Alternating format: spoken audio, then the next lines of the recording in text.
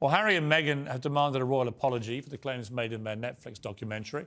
The 6-hour wine-a-thon launched blistering attacks on Britain and the British monarchy, and the palace is reportedly baffled by the request. They're not the only ones.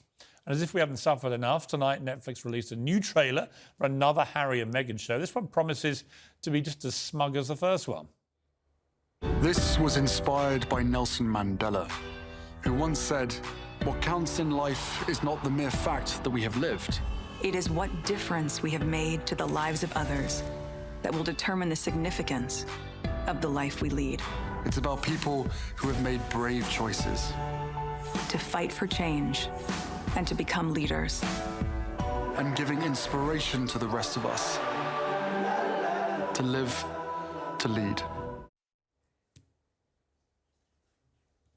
It's unbelievable, isn't it? I mean, every time I think they can't plummet new depths, these two, they're now comparing themselves to Nelson Mandela, who spent nearly 30 years in a 6x6 prison cell.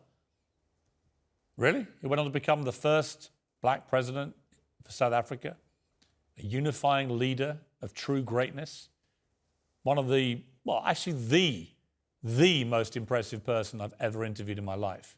They are comparing their dash for freedom to a mansion in California where they now hawk out their royal titles for hundreds of millions of dollars. That's what Mandela did in their eyes? Well, to me, it's unbelievable. But maybe there are some out there that believe this stuff. Joining me now is the author and activist Natalie Collins, the former head of Royal Protection Di Davis, and Talk TV contributor Esther Cracker. Well, let me start with you, Esther. You've been waiting patiently here.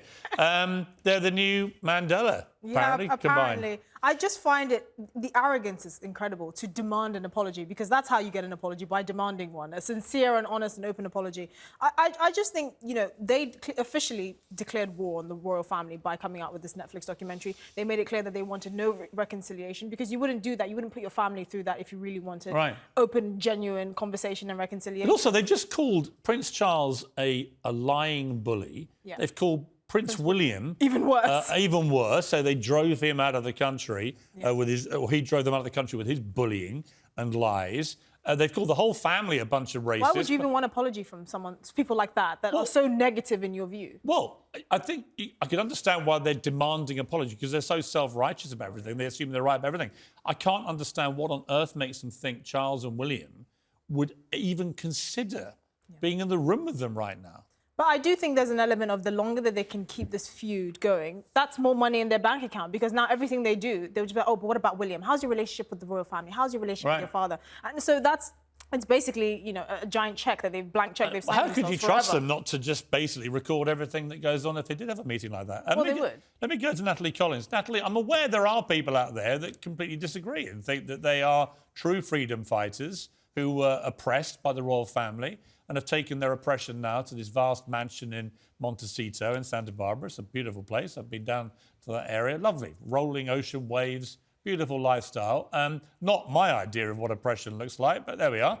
Each to their own. But let's get to this idea of an apology, that you can basically call a family a bunch of callous racists who refused to let you get help for suicidal thoughts that you said you had, that made racist comments, apparently, that were so demeaning you had to allude to them on an Oprah Winfrey interview.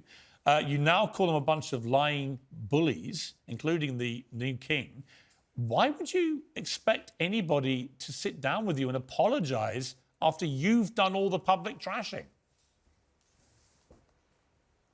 I think in the context of a column that was written today by Jeremy Clarkson, which described Meghan Markle as worse than Rose Weston and calling on people to have her stripped naked and throw excrement on her in the street, I think it's really important that we put the context of what Meghan and Harry are talking about in the context of the wider hatred, which, to be fair, you were a real pioneer in that hatred of Meghan Markle years ago, years before. I don't hate Meghan Markle. Clarkson wrote I don't know. Hang on. I think it's... Hang on. Well, I mean, you have made a career out of You said I hate Meghan her. Markle. Let me be clear. I've never said I hate Meghan Markle. I don't hate Meghan Markle. I hate what she's done to the royal family and to the monarchy and to the reputation of Britain. Only tonight, the New York Times has carried a major op-ed piece absolutely trashing this country as a racist country with a racist institution at the head of it, a callous institution that should be dismantled. So, yeah, I see real damage in what Meghan Markle and Harry have both done now to the reputation of his country